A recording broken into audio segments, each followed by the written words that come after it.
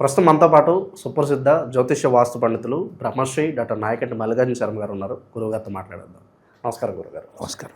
2026 కొత్త సంవత్సరం జనవరి మాసం సింహరాశి వారిలో పరిస్థితి ఏంటి గురుగారు? ఎటువంటి తప్పకుండా. ఓం శ్రీ గురుభ్యో నమః. ఓం శ్రీ మాత్రే నమః. సింహరాశి రాస్యాధిపతి రవి.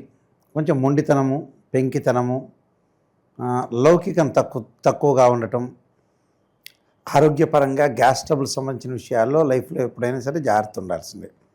సింహలగ్నంలో జన్మించిన వాళ్ళు, సింహరాశిలో జన్మించిన మెజారిటీ ఆఫ్ ద పీపుల్లో గ్యాస్ ట్రబుల్ సంబంధించిన విషయాల్లో జాగ్రత్త ఉండాలి. అంటే అరుగుదల విషయంలో జాగ్రత్త ఉండాలి.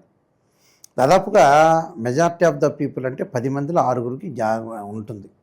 అందులో మఖా నక్షత్రం వాళ్ళకి గ్యారంటీగా ఉంటుంది. ఇంకా స్పెసిఫిక్గా మన లోతుగా ఇన్డెప్త్గా వెళితే అయితే ఆస్ట్రాలజీలో అన్నీ చెప్పబడింది.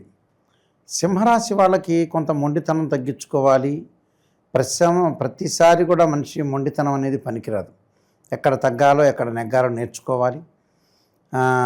ఎక్కడ తగ్గుదల కావాల్సి వస్తున్న అవసరము ఉంటుంది. ప్రపంచంలో హైగా ఉండాల్సిన అవసరం కూడా ఉంటుంది. ఎవరైనా సరే పుట్టినప్పటి నుంచి మనిషి చనిపోయే వరకు కూడా ఏ ఒక్క వ్యక్తి అయినా సరే కిందకి ఉంటాడు, పైన ఉంటాడు.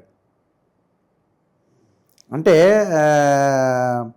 మనం మంజునాథ్ సినిమాలో చూస్తుంటాం. ఎవరు ఇంటిలో మరణించిన వ్యక్తులు ఎవరు లేకపోతే వాళ్ళ ఇంట్లోంచి ఆవాలు తీసుకురమ్మని ఉంటారు, ఒక ధాన్యాన్ని తీసుకురమ్మని ఉంటారు. ప్రతి వాళ్ళ ఇంటికి వెళ్తారు. వెళ్ళిన తర్వాత వాళ్ళ ఇళ్లలో పూర్వీకులు ఎవరో కూడా మరణించే ఉంటారు, మరణించకుండా ఉండరుగా. అలానే ఇక్కడ ఏదైతే మొండితనం కానీ పెంకితనం కానీ ఒక్కొక్క టైంలో తగ్గించుకోవాల్సిన అవసరం కూడా ఉంటుంది.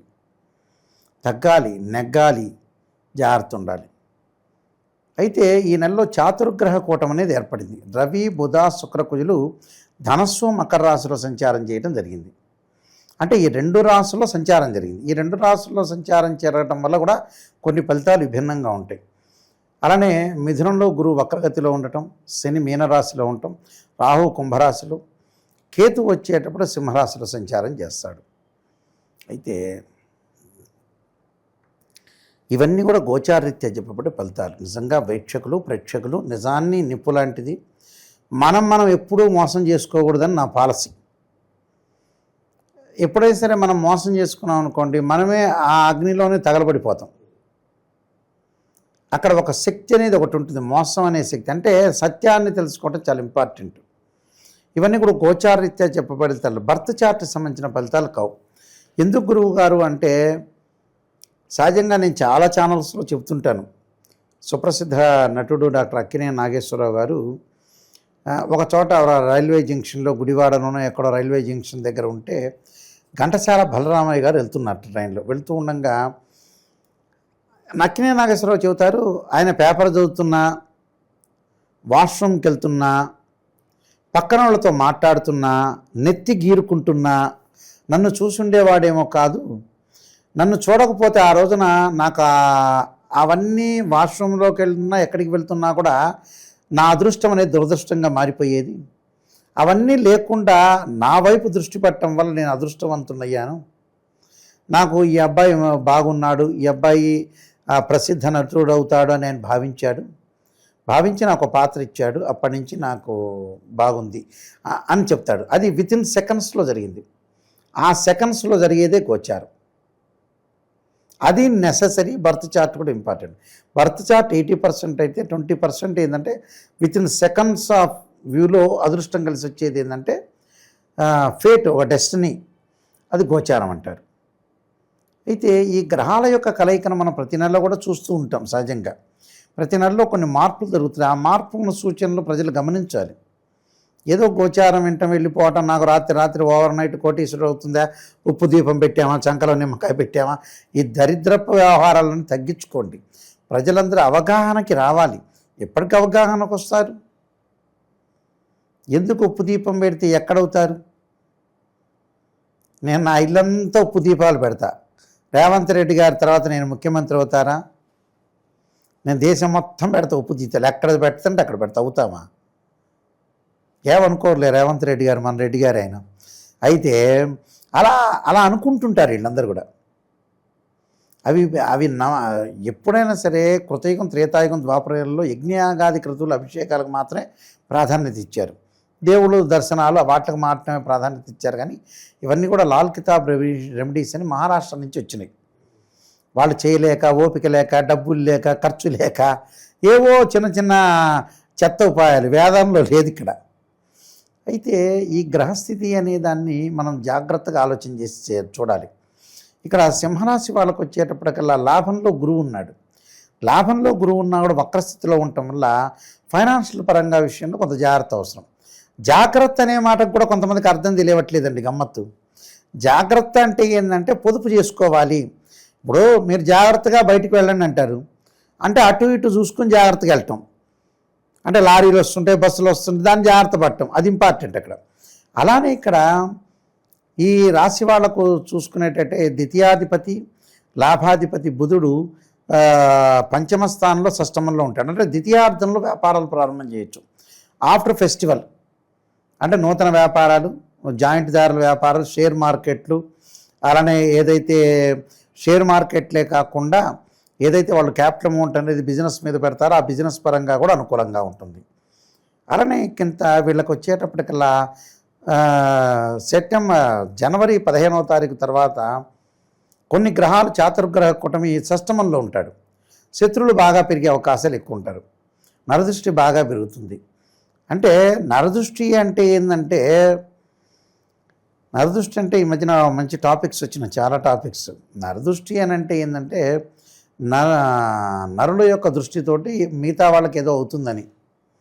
అంటే నరదృష్టి అనేది కొంత పర్సంటేజ్ ఉంటుందండి. వాస్తవంగా అయితే ఎవరిని ఏం పీకలేడు, ఎవరిని ఏం చేయలేడు నిజం చెప్పాలంటే. అయితే లైట్గా అంటే కొన్ని ఇళ్ల మీద, వీధిపోటు ఇళ్ల మీద కొన్నిటికి మాత్రం స్పెసిఫిక్గా ఉంటాయి, కానీ అన్నిటికీ నరదృష్టి అనేది ఏమి ఉండదు. ఇప్పుడు ఒక ముఖ్యమంత్రి నరదృష్టి తగిలిందని ఆ ముఖ్యమంత్రి అవుతారు 5 ఏళ్ళు పరిపాలించట్లా. అంటే ఇన్ని కోట్ల మంది యొక్క నరదృష్టి చంద్రబాబు నాయుడు మీద పడినా, జగన్ మీద పడినా, కేసీఆర్ మీద పడినా, రేవంత్ రెడ్డి మీద పడినా వాళ్ళు 5 ఏళ్ళు 10 ఏళ్ళు పరిపాలన చేశారుగా. ఉదాహరణకు పరిపాలన చేయలేదా? చేశారుగా, హ్యాపీగా ఉన్నారుగా. అంటే ఒకళ్ళ నరదృష్టి పడితే ప్రాబ్లమా? కాదుగా. ఇన్ని కోట్ల మంది పడినా కూడా వాళ్ళు బాగానే ఉన్నారు కదా. ఎక్కడో సంథింగ్ అండి. అది నరదృష్టి అనేది పెద్దగా ఏమి ఉండదు, ఏదో అనుకుంటారు కానీ భావిస్తారు అంతే. అసలు నరులకి జ్ఞానం ఉంటేగా నరదృష్టి పట్టడానికి. ఎవరికన్నా జ్ఞానం ఉన్న వాళ్ళు ఎంతమంది ఉన్నారు? బ్రెయిన్ మెచ్యూరిటీ లెవెల్స్ పెరిగితే కష్టాలు, సుఖాలు, ఈ ప్రాబ్లమ్స్, గొడవలు, కోర్టుకి ఎక్కుతాడు ఎవడన్నా. ఒకడే కారు మన గుద్ది వాడే మనల్ని ప్రశ్నిస్తాడా? అంతా బ్రెయిన్ మెచ్యూరిటీ లెవెల్స్ ఉంటే. అలానే ఇక నరదృష్టి అనేది ఏదో కొద్దిగా సంథింగ్ పాయింట్లోనే ఉంటుంది కానీ పెద్దగా ఉండదు. అయితే ఈ రాశి వాళ్ళకు వచ్చేటప్పటికల్లా ప్రధానంగా షష్టమాధిపతి, సప్తమాధిపతి అష్టమ స్థానంలో కొంత ఆరోగ్యపరంగా ఇబ్బందులు లేకుండా చూసుకోవాలి. ఫైనాన్షియల్ పరంగా శుక్రగ్రహం అనేది అనుకూలంగా ఉంది కాబట్టి డెవలప్మెంట్ అయ్యే అవకాశాలు ఎక్కువ ఉంటాయి. ప్రధానంగా 6వ స్థానంలో కుజుడు వస్తాడు ఆఫ్టర్ ఫెస్టివల్. 6వ స్థానంలో కుజుడు రావటం వల్ల ఆఫ్టర్ ఫెస్టివల్కి రియల్ ఎస్టేట్, కన్స్ట్రక్షన్ పుంజుకోవటాలు, వాళ్ళు ఇళ్ళు కొనుగోలు చేయటాలు, పొలాలు కొనుగోలు చేయటాలు, కెమికల్ కంపెనీ వాళ్ళకి అనుకూలంగా ఉండటం, అలాంటి వివాహాలు, శుభ కార్యక్రమాల్లో పాల్గొనే అవకాశాలు, వాళ్ళు అనుకున్న దానికంటే కూడా మంచి ఉద్యోగం లభించే అవకాశాలు బాగా ఎక్కువ ఉంటాయి. ఇక 2 కారణాలు. పెద్దగా కేతువు బాగలేడు. కేతువు బాగలేకపోవడం, తీర్థయాత్రలు, ప్రయాణాలు అన్నీ కూడా వాయిదాలు పడే అవకాశాలు ఉంటాయి. వాయిదాలు పడకుండా కొద్దిగా జాగ్రత్తగా ముందుకు వెళితే వాయిదాలు పడకుండా ఉండే అవకాశాలు ఎక్కువ ఉంటాయి. అంటే ఇవన్నీ కూడా కొంత గమనించాలి ప్రజలు. అంటే గుడ్డిగా నమ్మటం కాదు, ప్రజలు రియలిస్టిక్గా ఉండాలి, రియలిస్టిక్గా వినాలి. కేవలం ప్రవచనం అంతా విని ఈ చెవిలోంచి విని హ్యాపీగా ఉందని ఆ చెవిలోంచి ముందుకు వెళ్ళిపోతుంటారు. అంటే చదవటం, వినటంలో హ్యాపీ కాదు ఇక్కడ. రియలిస్టిక్గా మనం ఆచరించడమే చాలా ఇంపార్టెంట్. ఒకడు ఏం చేస్తున్నాడు, ఇంకోటి చెబుతుంటాడు, వాడు ఆచరించడు. ఇలాంటి ఇన్సిడెంట్స్ కూడా చాలామంది ఉంటాయి. మనం ఎప్పుడైనా సరే వింటే ఆచరించాలి. నేను ఆచరించలేకపోతున్నాను అంటే వినొద్దు. నువ్వు వినటం వల్ల ఏం ప్రయోజనం కలుగుతుంది? టైం పాస్ అవుతుంది, కాలయాపన జరుగుతుంది. చాగంటి కోటేశ్వరరావు ప్రవచనం చెబుతాడు, నువ్వు విన్నావు. విన్న తర్వాత ఎడమ చెవిలోంచి కుడి చెవిలోకి వదిలిపడేయి. కుడి చెవిలోంచి వింటారు సహజంగా, ఎడమ చెవిలోంచి వదిలేస్తారు. ఎందుకు వింటాం? Time pass, time waste. నీ పక్కన వాడు అమ్మ వీడు భక్తిపరాయణులు బాగా వింటున్నట్టున్నారు ప్రవచనాలు అని ఆలోచన చేసే వ్యక్తులు చాలామంది ఉంటారు. అసలు రాంగ్ ప్రాసెస్ అది. అలానే ఈ రాశి వాళ్ళకు వచ్చేటప్పటికల్లా ప్రధానంగా వీళ్ళకి రాహు యొక్క బలం వల్ల కూడా భార్యాభర్తల మధ్యలో డిస్ప్యూట్స్ కాకుండా, అలానే కొన్ని బంగారు ఆభరణాలు కొనుగోలు చేసే అవకాశాలు ఎక్కువ ఉంటాయి. కొన్ని విషయాల్లో మాత్రమే లాభాల బాటలో ఉంటాయి. ఆరోగ్యపరంగా ఇబ్బందులు లేకుండా చూసుకోవాలి. కొన్ని పరిహారాలు చేసుకొని ముందుకు వెళ్ళాలి. ఇంకా విశేషంగా కలిసి రావాలంటే ఎలాంటి పరిహారాలు వీళ్ళకి అవసరం అంటారు గురువు? వీళ్ళకి జనవరి నెలలో కొన్ని విషయాల్లో విఘ్నం కలుగుతుంది. కాలానికి విఘ్నము, వీళ్ళకి విఘ్నం కలగకూడదు అంటే విఘ్నేశ్వరుని ప్రార్థన చేయాలి. గణపతిని గకార స్తోత్రంతో పూజ చేయటం, అలానే చక్కగా వాళ్ళు ఉలవలు దానం చేయాలి. ఉలవలు దానంతో పాటు వీళ్ళు శని యొక్క ఆరాధన చేసి, నల్ల నువ్వులు దానం చేసి, నీలాంజన సమాభాసం రవిపుత్రేమాగజం ఛాయామార్తాండ సంభూతం తమ నమామి శనైశ్వరం అనే మంత్రాన్ని నువ్వుల నూనెతోటి శనికి అభిషేకం చేయాలి. అలానే నువ్వుల నూనెతోటి శివుడికి కూడా అభిషేకం చేయాలి. చాలామందికి తెలియదు ఇది. ఏం గురువుగారండి నువ్వుల నూనెతోటి శివుడికి అభిషేకం చేయడం? పురాతన పద్ధతులు ఉన్నాయి. మనకి తెలియదన్నంత మాత్రాన ప్రపంచంలో అన్నీ తెలియదా? ఇప్పుడు మనం వినం ఆ మాట. ఒకడు వస్తాడు, ఏంది గురువుగారండి కూకట్పల్లి ఎంత దూరం ఉందండి, వనస్థలీపురం ఇంకా ఎంత దూరం, నవ్వొచ్చిందండి నాకు మామూలు.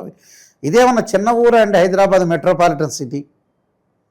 చిట్యాల దగ్గర నుంచి, చౌటప్పల్లి దగ్గర నుంచి ఇటువైపు BHL, లింగంపల్లి, శంకరపల్లి ఇవన్నీ కలుస్తుంటాయి. ఈ పక్కనే 2-3 కిలోమీటర్ల దూరంలోనే ఈ హైదరాబాద్లో ఉండి బెంగళూరు, తర్వాత చెన్నై, కలకత్తా, ఢిల్లీలో ఉన్న వాళ్ళకి ఈ వచ్చిన చుట్టాలు అక్కడ ఇల్లు తీసుకుంటే హెరాస్మెంట్ చేస్తున్నారు. ఆ హెరాస్మెంట్ కేసులు ఇంకా రాలేదేమో మరి పోలీస్ స్టేషన్ వరకు. ఇంత దూరమా అంత దూరం అనే వాళ్ళు కూడా చాలామంది ఉన్నారు. పొడుస్తూ ఉంటారు, మీరు ఇంత దూరంలో ఉన్నారా అని. కోటివాడు కూకట్పల్లిలో ఇంత దూరం ఉన్నారా, కూకట్పల్లి, లింగంపల్లి అంటాడు. మెట్రోపాలిటన్ సిటీస్ ఒక విలేజే 4 కిలోమీటర్లు 5 కిలోమీటర్లు ఉంది. అలాంటి పెద్ద పెద్ద సిటీస్ అనేది ఉండదా? అంటే బాహ్య ప్రపంచంలో ఉండే నాలెడ్జ్ లేదండి. ప్రాపంచ జ్ఞానం లేకపోవటం కూడా ప్రాబ్లమే ఇక్కడ.